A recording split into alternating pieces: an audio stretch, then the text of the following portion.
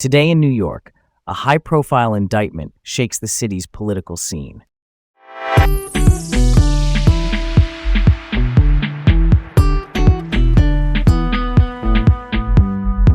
I'm Leah. And I'm Garrett. Welcome to Laid Back Local, the news of the day with Leah and Garrett in New York City. All right, let's set the stage for this one. First up, former Adams advisor indicted in migrant housing bribery scandal. Frank Carone, who served as Mayor Eric Adams' chief of staff, was arrested on federal charges tied to an alleged bribery scheme around migrant housing contracts. An indictment, which is a formal set of criminal charges from a grand jury, says payments were disguised as legal fees and funneled through a bank account tied to Carone's law firm. Prosecutors say this started back in 2022, and that from October 2022 to April 2023, money moved toward securing a multi-million-dollar shelter contract. The case also names Carone's brother and two Chinese nationals. One detail in the timeline: in June 2022, Carone visited a man named Zhu at his Long Island home, who is described in the case materials.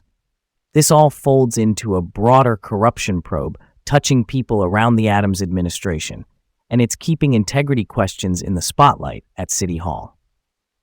That's fascinating and honestly surprising because Carone's attorney is already calling the indictment weak and circumstantial.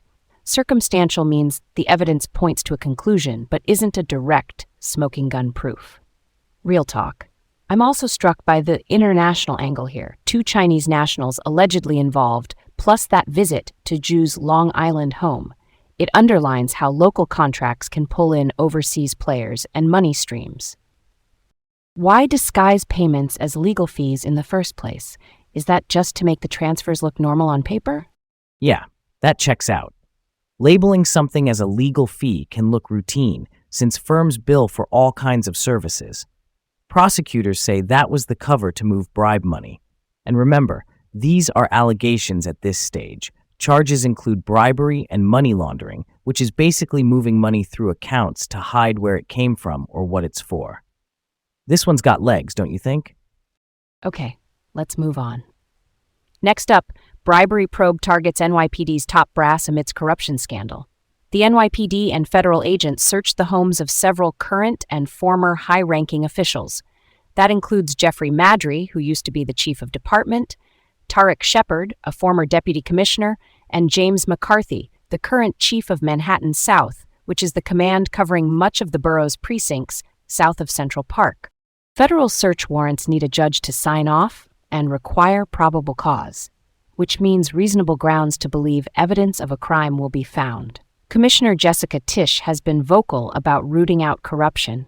No arrests yet as of the latest reporting, but the timing is notable, landing on the same day as the Carone indictment.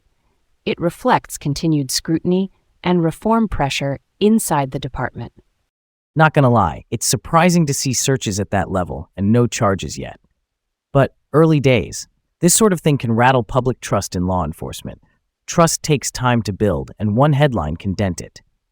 If the goal is house cleaning, sunlight helps. Quick answers, clear outcomes, and, if warranted, accountability. That's pretty much the path back. Let's roll on. Next up, New York State clashes with the DOJ over transgender protections in nursing homes. The State Department of Health is standing by a law that requires long-term care facilities to respect residents' gender identity and expression. Basically, people must be treated in line with who they are, in name, room assignments, and daily living. The Dominican Sisters of Hawthorne, who run Rosary Hill Home in Westchester County and have provided free palliative care to indigent cancer patients for more than a century, sued earlier this year, saying the law conflicts with their religious beliefs. The U.S. Department of Justice, under the Trump administration, just moved to intervene in that lawsuit. Intervene here means the federal government is stepping in as a party to support a side. The core tension is civil rights protections for transgender residents versus religious freedom claims by the sisters. This could shape how similar cases are handled, because a court ruling can become a precedent, a guiding decision other courts may follow. What a twist. I'm surprised the DOJ jumped in, because that amps up the stakes beyond New York. If a court sides with the sisters here, it could ripple into other states with similar protections. If it sides with the state, it reinforces those protections even when a facility is faith-run. Real talk, the day-to-day impact is about dignity and safety for residents who are already in vulnerable situations. All right, on to the next. MTA rejects partnership in bizarre Penn Station redevelopment plan.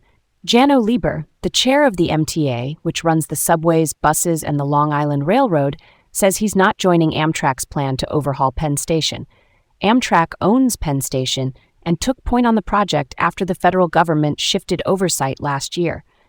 Lieber called parts of the setup bizarre and questioned transparency and how it might affect LIRR operations. Transparency, in plain terms, is about open decision-making and clear public info on who's doing what and why. Amtrak picked a master developer. That's a lead company coordinating design, construction, and financing. Critics see potential conflicts of interest, and there are political cross-currents because of the federal role under the Trump administration. Bottom line for riders, the dispute raises questions about timelines, funding, and who's accountable if things go sideways in Midtown's main rail hub. That's a curveball. The idea that planned demolitions could end up helping Madison Square Garden owner James Dolan is, attention-grabbing. Big projects like this are always a puzzle: federal versus state control, commuter impacts, neighborhood changes, and who pays.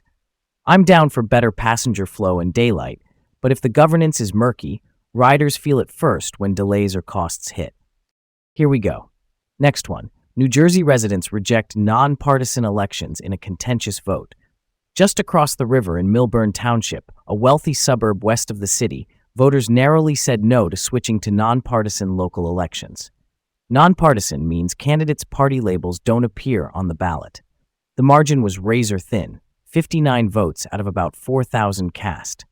Local Republicans backed the change, Democrats opposed it, saying it was an attempt to distance from former President Donald Trump, who isn't polling well in New Jersey.